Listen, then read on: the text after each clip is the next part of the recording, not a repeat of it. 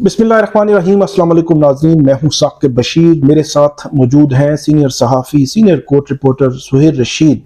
और आज हम बड़े एक आम मौजू पे बात करेंगे। ममनुआ फंडिंग केस आपने सुना होगा कि जो फॉरेन फंडिंग केस भी जिसको कहा जाता रहा है, एक्चुअली ये ममनुआ फंडिंग केस है जो पीटीआई के खिलाफ फैसला आया, इलेक्शन कमीशन से ये फैसला आया। उस पे एक बड़ा नैरेटिव जो है वो बिल्ट हुआ।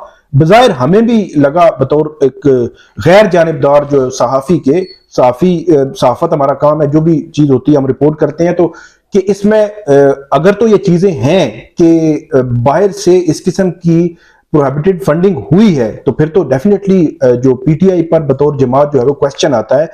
तो ये एक जजमेंट दी जो इलेक्शन कमीशन ने। उसके बाद ये मामला मुख्तलिफ फोरम्स पे चलता चलता FIA के पास आया। FIA ने इस्लामाबाद में, लाहौर में और कराची में 3 जगहों पे मुकदमात दर्ज किए। जिन 2 मुकदमात जो थे उनमें इमरान खान जो नामजद थे, एक में नामजद नहीं थे। तो उसके बाद ये मामला आगे चलता रहा। इमरान खान की जो जमानत है उसमें कंफर्म होगी। आज हमने बात ये करनी है कि ममनुआ फंडिंग केस आज तक तो हम मुख्तलिफ बिखरा हुआ था कि ये है क्या, किसने कहां से कैसे रकम ली। आज इस्लामाबाद हाई कोर्ट का जो फैसला आया है, इस्लामाबाद हाई कोर्ट के जस्टिस मोहसिन अख्तर कियानी और जस्टिस तारिक महमूद जहांगीरी, उन्होंने पूरा क्रक्स जो है वो निकाला है कि ये केस है क्या, कौन सी रकम आई, किस पे क्वेश्चन है, और क्या FIA ने जो काम करना था वो किया भी है या नहीं है। ये सारे सवालात जो हैं वो सुहेल रशीद साहब से हम पूछेंगे। सुहेल साहब, आपका बहुत शुक्रिया। इस केस को बिल्कुल आसान अल्फाज में हमें बताएं, जो इस्लामाबाद हाई कोर्ट ने बड़ा क्लियर किया है, बहुत सारी चीजें क्लियर की हैं, जिससे बज़ाहिर एक परसेप्शन ये बन रही है कि इस केस में अभी तक तो कुछ है ही नहीं। तो क्या है, आप वो बताएं। देखें, 3 बुनियादी इल्जामात थे इसमें, फॉरेन फंडिंग केस जिसे कहते हैं या प्रोहिबिटेड केस। इसमें FIA ने जो कार्रवाई शुरू की उसमें 3 इल्जामात है कि ये जुर्म की रकम थी जो आरिफ नकवी ने पाकिस्तान मुंतकिल की और PTI को दी। दूसरा ये था कि ये गैर कानूनी ट्रांजैक्शन है। तीसरा इल्जाम ये था कि जी ये अकाउंट जो PTI जिसमें रकम लेती थी उसका टाइटल भी चेंज किया गया और इस सारे को एक इस तरह का बनाया गया कि जी ये बड़ा डिजाइंड कोई व्हाइट कॉलर क्राइम हुआ है। जबकि आपको अगर याद हो कि जब ये केस स्टार्ट हुआ, जब बेल्स का मैटर आया था, तो हमने एक इकट्ठी वीडियो में से जुडिशल कॉम्प्लेक्स के बाहर तो हम डिस्कस कर रहे थे कि इसमें कोई क्रिमिनल ऑफेंस है, सच कॉन्स्टिट्यूट अभी होता नजर नहीं आ रहा, तो ये किस कोर्ट में चलेगा। कोर्ट्स भी परेशान थी, बेल के केसेस भी नहीं ले रही थी। वो बात अब हाई कोर्ट से उस पर स्टैंप लगी है कि इसमें क्रिमिनल ऑफेंस नहीं है और उसमें इमरान खान का तो किरदार बिल्कुल भी नहीं है। तीनों जो इल्जामात थे उनको 1 बाय 1 डिस्कस किया है इस्लामाबाद हाई कोर्ट ने अपनी जजमेंट में। और इसमें पहले हम ये बता दें कि ये FIA खुद आई थी इस्लामाबाद हाई कोर्ट, एक ऐसा केस जिसमें अभी तक उन्होंने अपना चालान पेश नहीं किया हुआ। उसमें इमरान खान की जमानत मंजूर हुई थी, तो उन्होंने आगे कहा जी कि इनकी जमानत खारिज करें और हमने इन्हें गिरफ्तार करना है। FIA की ये दरखास्त खारिज करते हुए इस्लामाबाद हाई कोर्ट ने ये फैसला जारी किया, कोई अपनी तरफ से चीज नहीं की। FIA ने आके जो अपनी दरखास्त के हक में दलाइल दिए थे, उन दलाइल का इस्लामाबाद हाई कोर्ट ने जवाब दिया कि इसलिए आपके दलाइल काबिल कबूल नहीं है।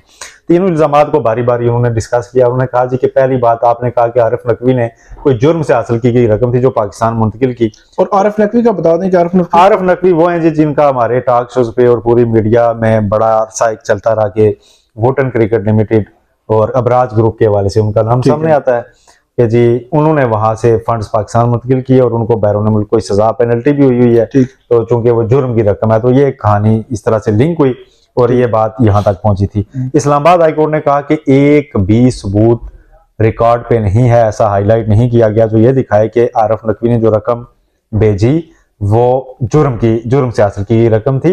एक भी सबूत नहीं है। इस्लामाबाद हाई कोर्ट ने पहले इल्जाम को इससे रद्द किया है। दूसरा उन्होंने कहा जी कि आप ये कहते हैं कि गैर कानूनी ट्रांजैक्शन थी, तो गैर कानूनी ट्रांजैक्शन थी अगर, तो उसमें सबसे पहले जो बैंक जिसमें ये रकूम आई है, अगर वो गैर कानूनी थी तो उन्होंने उसे रिपोर्ट करना था उस पे बैंक ने। ठीक है, उन्होंने कोई रिपोर्ट नहीं किया, उन्हें नहीं लगा कि ये गैर कानूनी है। उसके ऊपर अथॉरिटी है स्टेट बैंक ऑफ पाकिस्तान, जिसका एक बड़ा डिजाइन है पूरा सिस्टम को।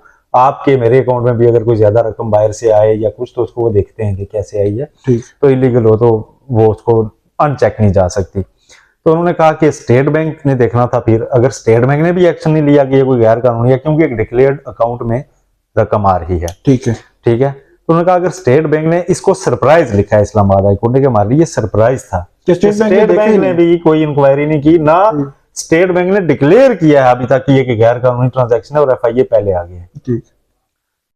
तो उन्होंने कहा कि तफ्तीशी अफसर से हमने पूछा कि क्या आपने स्टेट बैंक के हुकाम से राब्ता किया, उनका कोई बयान लिया, तो उन्होंने कहा जी नहीं, हमने उनका भी नहीं लिया, बैंक हुकाम का भी नहीं लिया, स्टेट बैंक का भी नहीं लिया। तो एफआईए सीधा इमरान खान, तारिक शफी इन दोनों के ऊपर लगा के एफआईआर तो आ गई थी कि जी बेल खारिज करें। इन दो इल्जामात को उसके साथ इस्लामाबाद हाई कोर्ट ने यकसर रद्द कर दिया। इस्लामाबाद हाई कोर्ट ने कहा कि ये चूंकि चीजें ही नहीं है तो इसको वो पूरे नहीं होते। तीसरा उन्होंने कहा कि आपने अकाउंट की तब्दीली को बनाया बुनियाद कि जी एक पीटीआई अकाउंट था उसको नया पाकिस्तान अकाउंट में तब्दील किया गया। तो इस्लामाबाद हाई कोर्ट ने कहा जी कि हमने पूछा तफ्तीशी से कि इसमें जुर्म क्या हुआ है, तो जुर्म भी कोई नहीं है, क्योंकि अकाउंट का टाइटल चेंज कर देना जो है, उन्होंने पूरा एक उसमें मैकेनिज्म लिखा है कि इस मैकेनिज्म के तहत ये जो है ना कोई भी सब्सक्राइबर उसका ये चीज करवा सकता है, तो पीटीआई भी करवा सकती है, तो उन्होंने भी करवा दिया, तो इसमें भी जुर्म नहीं हुआ। तीनों जो इल्जामात थे उसको वन बाय वन एड्रेस किया है इस्लामाबाद हाई कोर्ट ने। ठीक है, इसमें एक तो गैर कानूनी रकम वहां से कमाई गई, यानी इसका कोई एक भी सबूत नहीं है, ट्रांजैक्शन गैर कानूनी है, उसका मुतलका स्टेट बैंक था, उसने कोई कार्रवाई नहीं की, ना उसने डिक्लेयर किया है, तो तीसरा भी इल्जाम आपका उड़ गया। तो इस तरह उन्होंने पूरा एक डिटेल जजमेंट दिया है, जिसके बाद मेरा ख्याल है कि एफआईए के पास अब एज इट इज जितना उनका एफआईआर थी अब उनको कोई जिम्नी देनी पड़ेगी, और मुझे लगता है कि आ जाएगी जल्दी कोई एंटी मनी लॉन्ड्रिंग एक्ट की कोई उसमें शायद लगाई जाए, जो कि अभी तक नहीं थी, ऑन रिकॉर्ड नहीं थी, कुछ भी अभी तक नहीं लगाई गई हुई थी, और उसी पे बेल कंफर्म भी हुई थी। और इस्लामाबाद हाई कोर्ट ने कहा है कि जी ये सारा डॉक्यूमेंट्री एविडेंस है, और ट्रायल कोर्ट ने ठीक ही कहा है जी कि डॉक्यूमेंट्री एविडेंस तो आईओ को कहीं से भी मिल जाएगा मुतलका महकमों से, और उसके पास है इनफैक्ट, तो इसमें अरेस्ट की रिक्वायरमेंट नहीं है। तो हाई कोर्ट ने कहा कि हमें मुतमईन ही नहीं किया गया कि ये इसमें इमरान खान की कोई गिरफ्तारी जरूरी है। और हाँ, एक चीज हाई कोर्ट ने यह भी कहा है कि इमरान खान ने तो किसी चीज पे साइन ही नहीं किए, कोई ऐसा बैंक इंस्ट्रूमेंट नहीं है जिसके ऊपर इमरान खान के साइन हों, लिहाजा वो तो मुतलका ही नहीं है। अच्छा, दस्तखत है ही नहीं, इमरान खान और तारिक शफी इस केस में मुतलका हैं ही नहीं। उन्होंने ये जब तीनों इसके इल्जामात को वन बाय वन एड्रेस किया, फिर इस्लामाबाद हाईकोर्ट मुमकिनात पे गई कि एफआईआर के बतन से दो मुमकिनात बनती हैं कि या तो आरिफ नकवी ने कोई रकम भेजी है गैर कानूनी थी और उसने कहीं पे बयान अल्फी दे दिया जी के नहीं रकम बिल्कुल असली है, तो उसका ऊपर जुर्म बनता है, तो उसमें भी इमरान खान का तो कोई ऐसा नहीं है। दूसरा, इमरान खान का किसी बैंक इंस्ट्रूमेंट के ऊपर साइन नहीं है, लिहाजा उनका तो डायरेक्ट ताल्लुक ही नहीं बनता, डायरेक्ट या कोई ताल्लुक बनता ही नहीं है। रिस्पोंडेंट्स अगर इमरान खान का डायरेक्ट ताल्लुक नहीं है, दस्तखत नहीं है, तो ये केस तो पूरा बज़ाहिर तो केस इमरान खान की हद तक इस्लामाबाद हाईकोर्ट के इस फैसले के बाद, इस फैसले को मैं आज उसी नजर से देख रहा हूँ जैसे एवन फील्ड डिपार्टमेंट्स में नवाज शरीफ और मरियम नवाज की बेल वो सजा सस्पेंड होने का जो फैसला आया था ना 2018 में ही, सतर मनीला का लिखा, उस फैसले में 42 सफात के फैसले ने जिस तरह से उस केस को मोरल ग्राउंड खत्म कर दिया था ना, उस तरह आज एफआईए की इस केस की मोरल स्टैंडिंग इस्लामाबाद हाईकोर्ट ने खत्म कर दी है। अब एफआईए इसमें कोई एंटी मनी लॉन्ड्रिंग एक्ट 2010 के तहत कोई सबूत ढूंढे, कोई जिमनी उसमें पेश करे, वरना अगर आज के फैसले को बुनियाद बनाकर क्वेश्चन में चली जाती है पीटीआई इमरान खान कि जी ये तो केस ही नहीं है। और अभी तक इसमें एक ग्राउंड और भी है जो कि यहाँ पे चूंकि सामने नहीं आई, वो अलग से इस्लामाबाद हाईकोर्ट के सामने मैटर है कि अभी तक शो काज जारी किया हुआ है इलेक्शन कमीशन ने भी अपनी याद तक भी कि ये फंड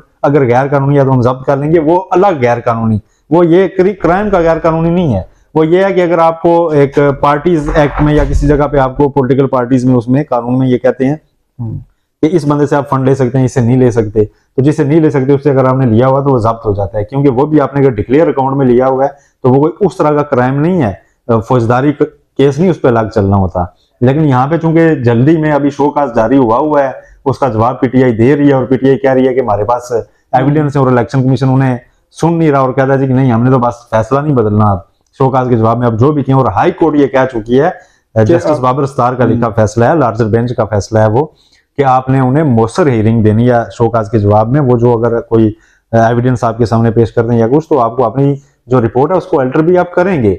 ऐसा नहीं है कि शो काज रस्मी कार्रवाई है, तो उस शो काज वगैरह को सारी को छोड़ के ये एक अलग से एफआईए ने जो अभी हतमी रिपोर्ट नहीं है, हतमी फैसला नहीं है इलेक्शन कमीशन का, शो काज किया उन्होंने कि जी बादी नजर में हमारे पास ये चीजें, तो आप जवाब देंगे जी क्यों ना आपकी फंड जब्त करें।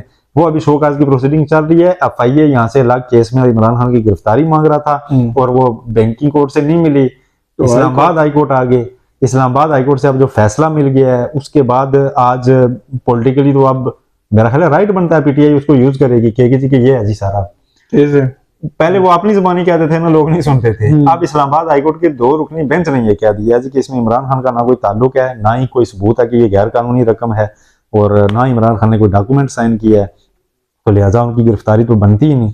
तो ये आज का एक बड़ी मेरा ख्याल है खबर है, बड़ी खबर PTI के लिए भी है और ओवरऑल भी है, क्योंकि हमारी हाफ कुक्ड इंफॉर्मेशन पे हमारे मुल्क में बहुत कुछ होता है साकिब साहब। हमने खुद देखा है, हम खुद जब नए नए आए फील्ड में तो हम भी देखते थे, तफ्तीशी रिपोर्टें हमारे सामने आती, हम समझते कि यार हो इतनी बड़ी कहानी लिखी हुई है। जब कोर्ट्स उसमें से क्वेश्चन करती है कि इसमें जुर्म किया है, ठीक है कहानी तो आपने लिखी, इसमें जुर्म किया है, तो हमने फिर देखा कि तफ्तीशियों से जवाब नहीं बन पा रहा होता कि लॉ के मुताबिक कोई चीज अगर जुर्म नहीं होगी तो ये कह देना जी कि इसका फलां से भी ताल्लुक था, फलां से भी ताल्लुक था, फलां से भी ताल्लुक था। एक तफ्तीशी की लिखी हुई रिपोर्ट में जब पढ़े तो कहते हैं वो हो इतना बड़ा जुर्म। बिल्कुल, लेकिन वो कानून के मुताबिक अगर जुर्म नहीं है तो फिर उसका आप सजा नहीं दे सकते, वो केस आगे बढ़ नहीं सकते।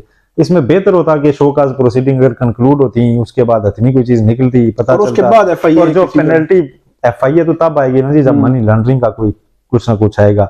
ये FIA की कार्रवाई पहले दिन से इन क्वेश्चन इसलिए हो रही थी, कोर्ट्स बेल नहीं ले रही थी, बैंकिंग कोर्ट कहती थी इसमें कौन सा ऑफेंस हुआ है बैंकिंग का कि हम बेल इसमें इंटरटेन करें। हाई कोर्ट के कहने पे बेल किया था, उन्होंने इंटरटेन किया था।